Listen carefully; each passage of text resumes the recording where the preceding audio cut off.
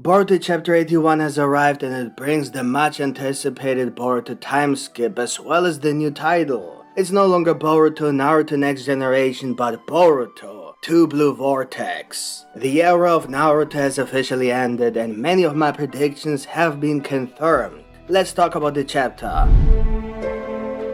The new Boruto chapter starts with two color pages that reveal the complete designs of Boruto and Sarada in full color. The designs carry many symbolic meanings like the Konoha symbol and the Uzumaki family crest, showing that Boruto rejects the false reality. Next we see a sun symbol. It could reference the sun and moon theme, or it might be a hint to Himawari who wears a similar necklace. There's also a symbol resembling the one Kawaki wears. This might suggest that Boruto doesn't view Kawaki as an enemy. Just as Boruto has a symbol representing a sister, he may see Kawaki as his brother, indicating by the two symbols being on the same side. Or maybe the sun is because of Mitsuki. Boruto's cape and sword show the influence of his training with Sasuke. Interestingly, Sasuke didn't make an appearance in this chapter, but I will get to that shortly. Then there's Sarada, whose appearance blends elements of young Sasuke and Boruto. Some think her necklace represents the Haruna family symbol, her mother's. I disagree. I think it symbolizes her bond with Boruto. Even after 3 or 4 years, she continues to support Boruto. For now, that's all I have on this. Let's proceed to the chapter. Sarada faces someone who looks like the new Hokage. To my surprise, it seems to be Shikamaru. He's wearing the Hokage's cape.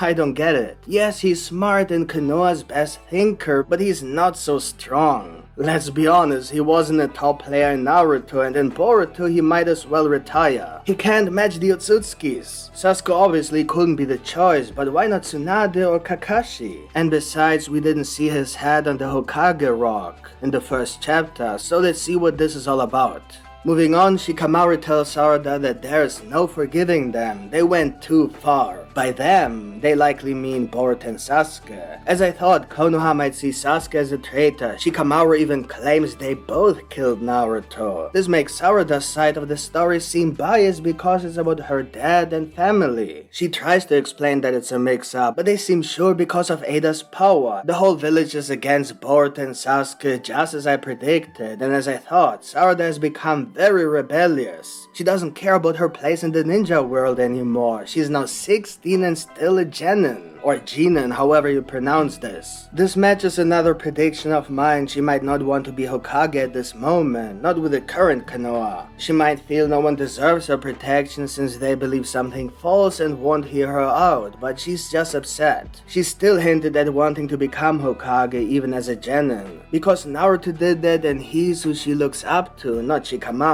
There's a lot of bad feelings here. Then we see Kawaki looking very weird, like a person with psychological problems, some kind of stalker looking at Naruto and Hinata in a place where time doesn't move. Clearly they haven't aged. I think this will be key in the story later. It's strange Naruto didn't age. Why is this aspect so important? He couldn't train, but he didn't get older either. So he's younger compared to others who are close to 40 now. This might mean that Naruto will come back later and him not aging could be really important in what happens in that regard. Someone being sealed away always hints at a huge comeback. Maybe it's good because he's still young, or maybe it's bad because he couldn't train much. Someone like Naruto can learn amazing things in 4 years, when he has to find new skills. Just because Naruto doesn't have Kurama now doesn't mean he can't be even stronger. Naruto didn't become the strongest because of Kurama, but because he's Naruto. He's literally the reincarnation of Asura. He doesn't need Kurama. But this means Sasuke might be really strong now because he had those 4 years. 3-4 years. His body might be older, but still, even if he spent the time to make Boruto stronger by doing that, he got stronger too, obviously. He was basically practicing with a powerful Otsutsuki every day for 3 to 4 years. That's like practicing with Ishiki for all that time. That's wild.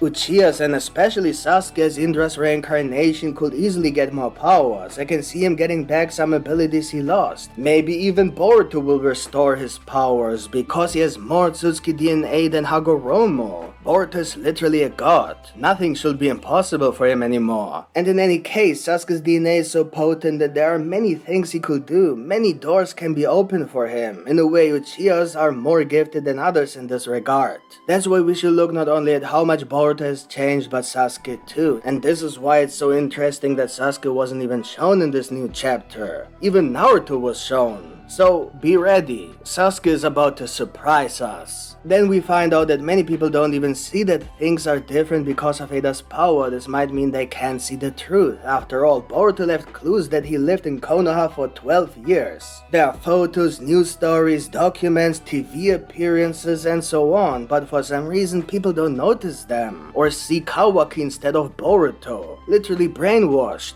It's so strange that even when Kawaki's body showed changes from Kara, everyone just believed Kawaki. Not gonna lie, I was worried about how Kishimoto would handle this, and I like that the people of Konoha are simply brainwashed and ignore the obvious. It's a good solution, simple but good. But I don't think Amado will be tricked, especially knowing Ada's ability. He knows his work is important, so he wouldn't doubt his own papers. This is something to remember, and it's also something I predicted would happen. The scene then shifts to Ada, who hasn't aged at all because she's a cyborg. The same is true for her little brother. Man, I can't wait for Boruto to teach that little brother a lesson. Anyway, Ada says she understands her powers a little better now, but she can't just undo its effect, hinting that she would if she could. This matches her talk with Boruto in the last chapter. She thinks it's easy to simply replace the memories again. This could return everything back to normal. If I remember correctly, Ada herself can't use this power because it belongs to the gods. That is, the Otsutsuki clan. She has the power as a cyborg, but she can't use it because she isn't an Otsutsuki. However, since Kawaki has become a true Otsutsuki, he could use Ada to make his wish come true because she was in love with him and wanted to fulfill his wish. It's not clear why he didn't do it anymore, but it seems to be evident that this ability doesn't work for Kawaki anymore, otherwise he would have spammed it non-stop. It might be a power that one person can only use once, or maybe Ada has to want to help and now she doesn't like Kawaki's behavior. She's no longer in love with him, so Kawaki can't trigger the ability anymore. There are many possible reasons. The problem is right now only Boruto can make the wish to set everything right, but if he does, Konoha might go after Kawaki. And Boruto wants to solve their problem as if it's just a silly fight between two brothers. So even if he can set things right, there are two problems. First, maybe Ada has to be in love with the person making the wish. The main reason she chose Kawaki over Boruto was because of his age. This hints that Ada was about Kawaki's age when she became a cyborg, but she did call Boruto hot once, so she might not be 18. I think it's even confirmed that she was 16, which is Boruto's age now. But remember, Ada doesn't get older, and now Boruto is way cooler than Kawaki. There's no chance Ada would like a guy like Kawaki and not someone like Boruto. This might make things interesting between Boruto and Sarada, with Ada being a third wheel, which will later push the whole love plot between Boruto and Sarada. Ada might start to like Kawaki again after all the drama is finished, if Kawaki is like Sasuke back in the days. The second problem is that Boruto will likely disagree with this method. He will first have to defeat Kawaki and figure out a solution for managing the situation afterwards. Her ability is definitely the solution, so she will likely fall in love with Boruto. But Boruto just needs to make sure that no one will remember exactly what happened. For that, Kawaki must play along. Essentially, Ada just explains what we already know. Everyone in Konoha has had their memories changed except for Sarada and Sumire. This is still a mystery, but as often mentioned in previous videos, it's probably because their DNA is very similar to the Otsutsukis. Sumire has this because of the connection to Kaguya's power, and Sarada likely has it because she's the daughter of the reincarnation of Indra. This makes her inherit not just the Uchiha DNA, but possibly the core DNA of the Otsutsuki clan. Although Sasuke was affected, but this could be because the reincarnation relates only to the soul. What I mean is that his reincarnation isn't tied to his parents' DNA. His body is still that of his parents. However, since he had a child, her DNA might be more similar to Indra's. This is because she could have genetically inherited aspects of Indra's soul, which were then incorporated into her body's genetics, unlike Sasuke, who inherited the body of his parents, so to speak. This makes her closely related to Kaguya and the Otsutsuki, rather than her grandparents. This could also explain Boruto's Jogen. He's in a similar situation to Sarada, being like the son of Asura. This might be why Momoshiki hinted that Boruto has a lot of Otsutsuki blood before he possessed him. Maybe he meant that Boruto is a mix of two Otsutsuki bloodlines, and also has a genetic line that no longer exists from the early shinobi era, when Kaguya began to have children and share the Otsutsuki DNA with humans. This might also be why Demon showed interest in Himawari, recognizing her from a certain group of people. He acted a bit as if such people shouldn't exist anymore, supporting my idea that at one point humans were so similar to Otsutsukis that they were basically Otsutsuki themselves, even in human bodies. Hagoromo is a prime example, and honestly, with a possible Otsutsuki invasion coming to destroy Earth, the world might need people with a DNA like Indras and Asuras. Then the scene changes again, going back to Kawaki, who's enjoying his life as Naruto's son. He's standing next to Mitsuki. This moment seems pretty strange to me, I don't know why, but I get the feeling that Mitsuki senses or suspects that Kawaki is not who he appears to be. Mitsuki is worried about Boruto attacking Kawaki. It seems he really cares for Kawaki the same way he cared for Boruto. Not in a romantic way, but in a unique and weird way, because he was created for Boruto. Not that Boruto needs him, but something about Mitsuki makes him obsessed with Boruto's existence. It's all about the sun and the moon. What's sad is that Boruto never responded bad to Mitsuki's odd comments about him being his son and all. But Kawaki on the other hand comes off as quite rude and annoyed. This creates a major conflict inside Mitsuki, even though Ada's power changed people's memories, making them believe that everything they knew about Boruto was actually Kawaki's doing. As Naruto's son, Kawaki doesn't behave like Boruto at all. However, someone like Mitsuki, who is very focused on Kawaki's behavior, might interpret certain aspects of Kawaki's actions as being part of Boruto's personality. This will become clearer once he meets Boruto and recognizes traits he thought were Kawaki's in Boruto. This will only work for Mitsuki because he's so obsessed with Boruto. In his mind, he recalls Kawaki being understanding about Mitsuki's purpose, but reality shows otherwise. So Mitsuki must be realizing that either his past memories are wrong or the current reality is. In the end, we see Mitsuki looking sad, wondering if Kawaki is truly the sun that lights him up as the moon, the way he remembers Boruto doing. It's even more intense if there's a genetic factor that compels Mitsuki to act this way because of Boruto's identity. If Kawaki doesn't have that genetic trait that signals to Mitsuki that he is his son or his lifelight, then the moon, Mitsuki, remains dark.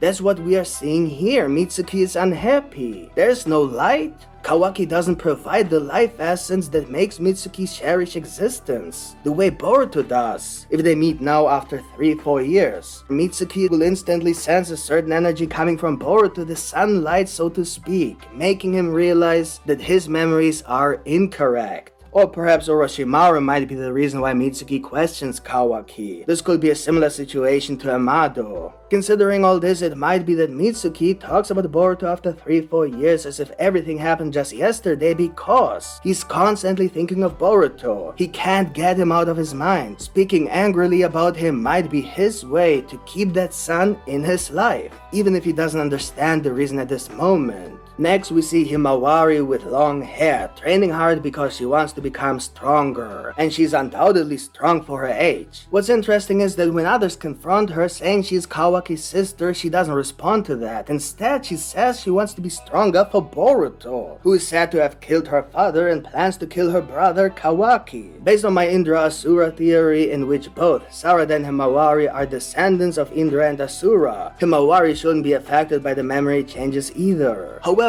she sees that nobody believes Sarada, so she remains silent, but there's a reason why she brought up Boruto right after Kawaki was mentioned as her brother. Don't think that's a coincidence. They mentioned her brother and she thinks of Boruto. If she genuinely remembers everything but doesn't admit it, she's in a very dangerous position. As Kawaki's sister, she might think that he's responsible, which is a natural assumption. So if she wants to help Boruto, she has to play along. I would even argue that it's highly likely she's only pretending, knowing the truth but not trusting anyone anymore. Perhaps her perceptions are a mix of reality and brainwashing, but I believe it's no coincidence that she has a strong sense that something isn't right.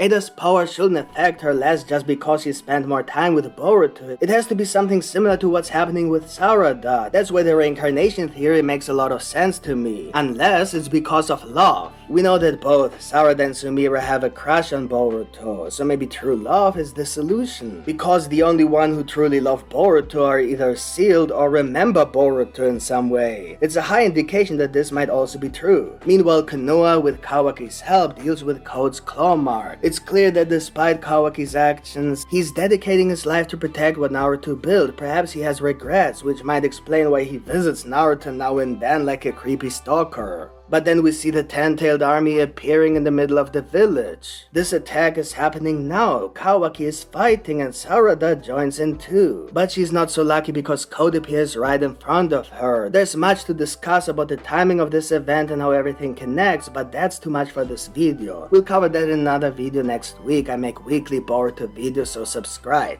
In short, Code has been searching for Boruto for years and for some reason thought he would find him today with Sarada. This means he must have known that if he confronted Sarada, Boruto will show up. It suggests that Boruto was either protecting Konoha all along, which is why he could appear so quickly, or Code knew that Boruto would show up today for some reason. There's a huge plot behind that coincidence. If Boruto was in Konoha all the time, this man is stronger than we expected. If he was far away, oh, good night. If he appeared within seconds, Kawaki's about to get his ass whooped.